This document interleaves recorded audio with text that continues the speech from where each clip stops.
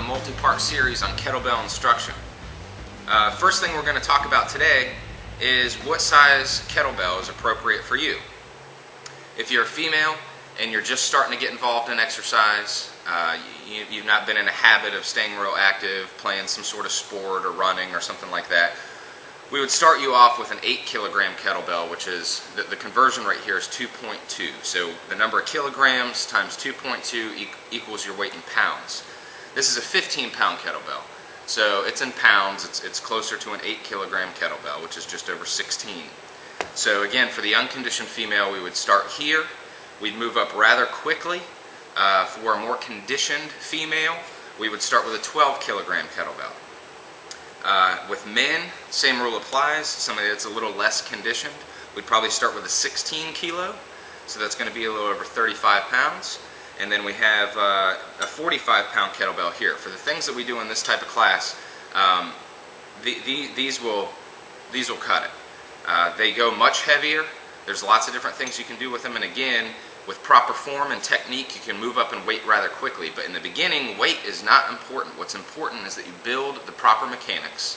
And sometimes a little bit more weight than you want to use is exactly what you need to teach proper form.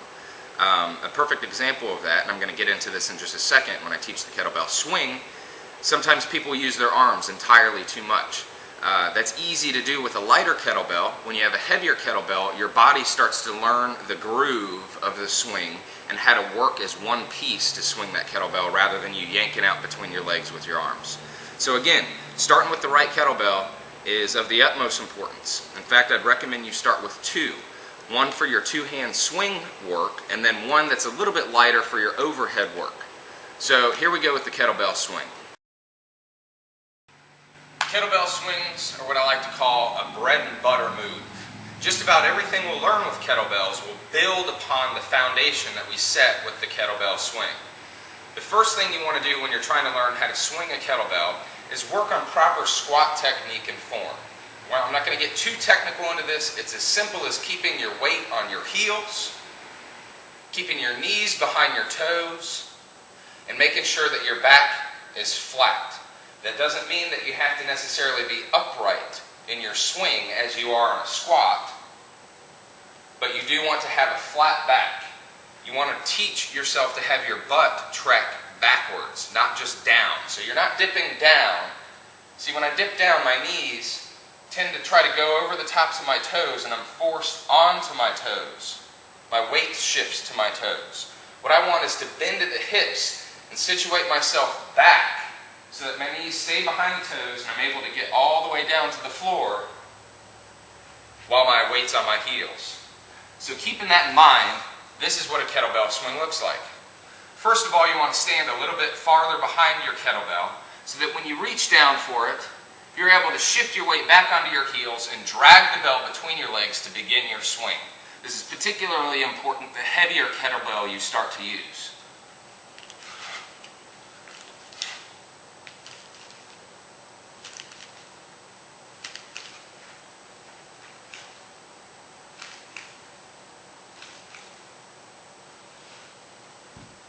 Always stay with your kettlebell until it's stopped moving.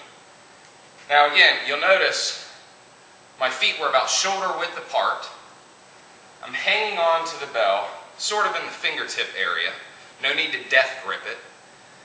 And my arms are loose. They're just a dead hang. They're just simply hanging on to that kettlebell. I'm not forcing it out of my legs with my arms. I'm using this leg extension and hip drive to drive my wrists off of my lap to rise the kettlebell. Another way that you can start to work with this that will help you out is to just imagine yourself being kind of like that guy like on those old train things on the tracks, the little carts with the thing. You want to make that as easy as possible. Rowing is another perfect example of a full body exercise where you're trying to get your legs, your core, your arms, everything else working in unison with one another to be able to perform the movement. So again, I'm going to demonstrate the kettlebell one more time, the kettlebell swing, and give it a shot at home.